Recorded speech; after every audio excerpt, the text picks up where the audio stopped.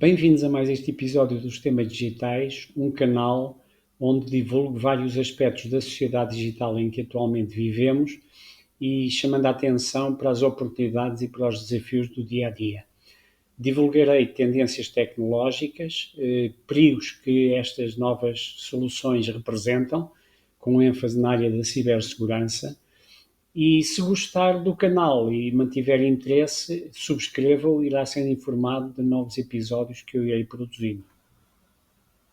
O objetivo do presente episódio é falar sobre o uso de e-mails profissionais.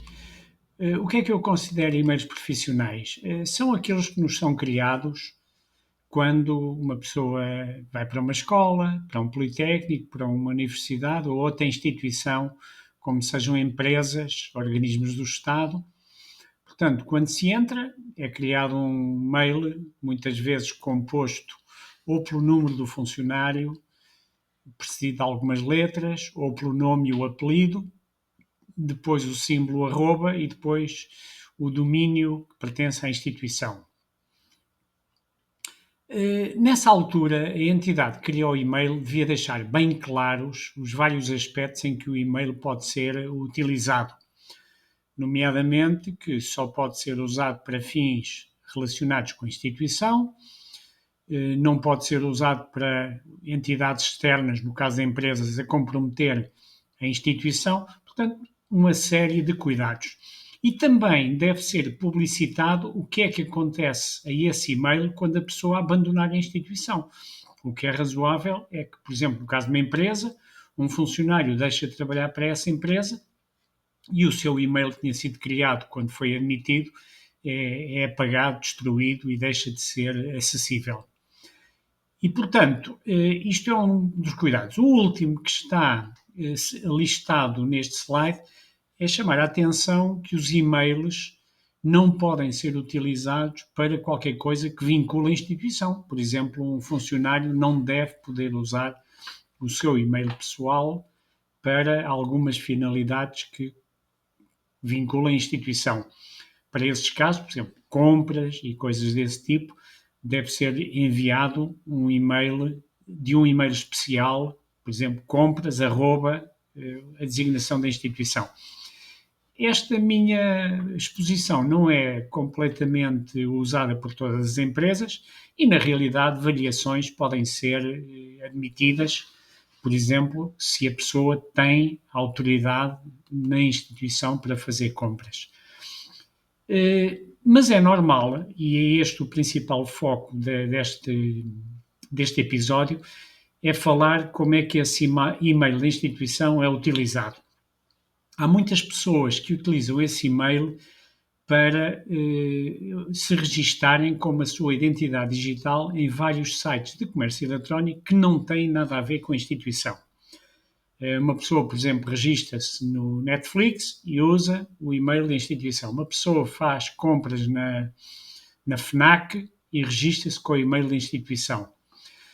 E também para sites de comunicações pessoais, como sites de redes sociais, que hoje em dia são muito populares. Ora, isto não devia ser feito, é um erro, mas infelizmente a nossa experiência indica-nos que isto é feito em muitos casos.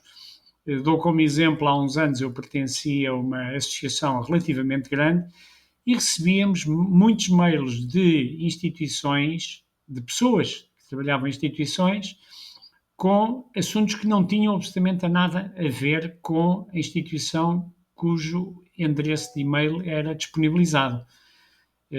Lembro-me de recebermos indicações de pessoas que estavam a pagar a cota da associação a que eu pertencia, e isso era proveniente dos sítios mais invulgares, pelo menos na minha perspectiva. Ora, este slide que estamos a ver agora chama-nos a atenção para um problema que eu já enunciei no princípio, que é o seguinte: se alguém utilizou o e-mail do seu emprego para fins de natureza pessoal, o que é que acontece quando a pessoa sai da organização e o seu e-mail, em princípio, é desativado? Ora, como diz aqui no slide, ups, é um problema, Porquê? Porque a pessoa deixa de poder usar esse mail como identidade digital e deixa de ter acesso a todos os sites, pessoas e entidades que o conheciam através desse e-mail. Já se tinha muitos casos a que eu interagia com pessoas que enviavam o meu mail para a faculdade. Quando eu me aposentei, o mail foi desativado e as pessoas deixaram de receber os mails. Também tinha registro em sites de comércio eletrónico que utilizavam a autenticação de 2 fatores, enviando-me um mail com um código para eu poder utilizar e autenticar-me de uma maneira forte, e pelo facto de eu ter deixado de ter acesso a esse e-mail, perdi a minha identidade digital nesse local. Ora, este assunto pode ser muito mais explorado. Nas notas do episódio eu tenho alguns comentários adicionais, mas não queria terminar sem fazer algumas concessões e conselhos finais, mas que já foram sendo feitos ao longo do episódio. A entidade que criou o e-mail, universidade, empresa, organismo público, deve deixar muito bem claras no início as condições para o seu uso e o que é que fará com essa identidade digital quando o utilizador deixar de estar ligado à entidade. O que é que vai destruir, vai manter a utilização durante mais alguns meses, etc. Já agora, no caso de empresas, não é natural que isso seja feito. Já instituições, por exemplo, do mundo da educação e académico, por vezes isso é tolerado. Por sua vez, o utilizador, e isso até para proteger a sua privacidade, devia ser o primeiro a não querer usar o e-mail da sua instituição para fins profissionais, porque aí os dirigentes da empresa podem ter acesso aos endereços dos e-mails, não aos e-mails, porque isso é ilegal, mas aos endereços dos e-mails que são trocados e ter acesso a alguma informação sobre o seu utilizador, os chamados metadados.